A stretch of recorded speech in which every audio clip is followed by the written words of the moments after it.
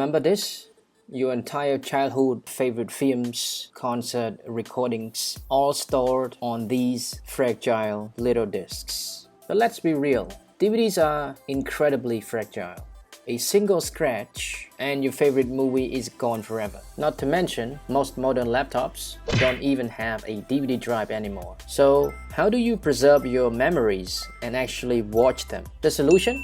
Copy them to your computer. It's safer, it's easier to organize, and you can take your entire collection with you anywhere. But how do you do it without losing quality or hitting legal roadblocks? Stick around because in this video I'm going to show you the easiest way to copy any DVD on both Mac and Windows using a tool called DVDFab DVD Copy. Let's dive in. DVDFab DVD Copy is a powerhouse design to do one thing perfectly, which is to get your DVDs onto your computer. Here's what makes it a game changer. First, it can copy any DVD. This includes commercial movies with copy protection. You can save your movies as a perfect one-to-one clone, an ISO file you can mount later, or a simple video folder. It gives you total control with 6 different copy modes for whatever you need. And it does all of this automatically, removing protections and copying at lightning speed, even letting you queue up multiple discs. So how do you use it? It's surprisingly simple. Let's go through the entire process step by step. So just head to the DVDFab website right here and go to DVDFab, click on DVDFab here, scroll down, and you go to DVD Copy for Mac. Click there. So once again, DVDFab DVD Copy for Mac supports both Mac and Windows. If you use Windows, click on Windows here. It will say DVDFab DVD Copy. If you use Mac, click on Mac. It will say DVDFab DVD Copy for Mac. So just click on Try for free for the trial version to test how this app works. And it gives you 2 options, Mac with Intel chip or Mac with Apple chip. Because my current Mac comes with Intel chip, so I click on Mac with Intel chip. And you start downloading. Once you finish downloading, just install it like a normal application. Double click on it and drag it into the applications folder. Once you're done, open the app. Here's the app, click on it. You click on Start DVDFab 13. To copy DVD, you click on Copy. What it says here is that you can copy and burn DVD, Blu-ray 4K Ultra HD Blu-ray disc to blank discs, ISO file or folder with flexible backup modes. So if you click on main movie here, you'll see that it presents you with 6 different modes for copying DVDs and a few more modes for Blu-ray discs. This is for Blu-ray. So for full disc, you copy all the content of the disc. For main movie here, we only copy the main movie title of the disc.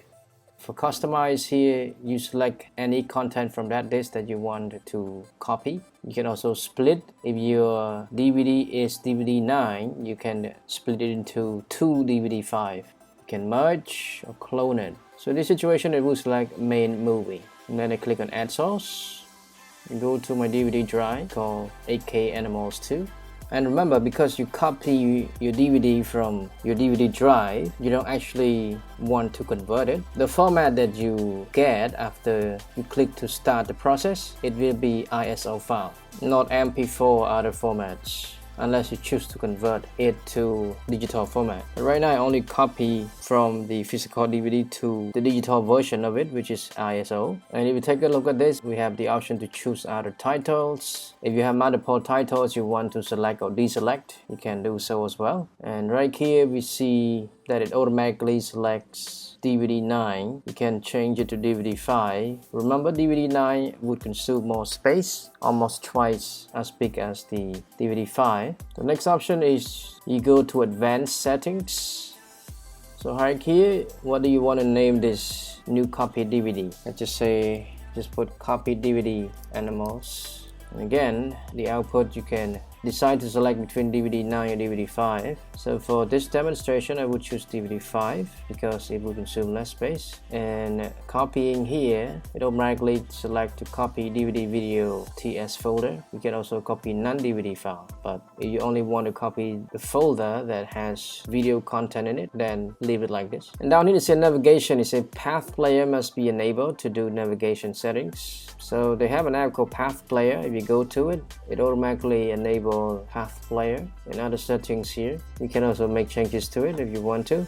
Once you're done, you click on OK. Last but not least, before you click start to start the process of copying the DVD, you take a look at the destination folder. Right now, the file or the DVD or the digital version of the DVD will be saved to desktop in the form of ISO. You can also make changes to that by clicking on this folder icon and then select other location you want it to. But in my case, I just leave it on desktop for easy access. Once everything is ready, you click on start to start the copying process. It won't take long, just sit tight and wait.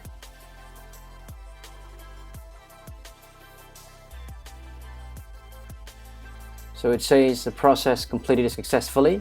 Click on OK. Here's a DVD ISO file that we just copied at the moment. You take a look at the size.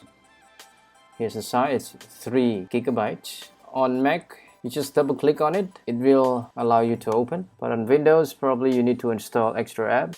So you can see here, these are the two files, video and audios. So of course, the video file will stay in the video folder. And you can see the size here. Let's say select the first one to play. Okay, let's double click on it to view the video.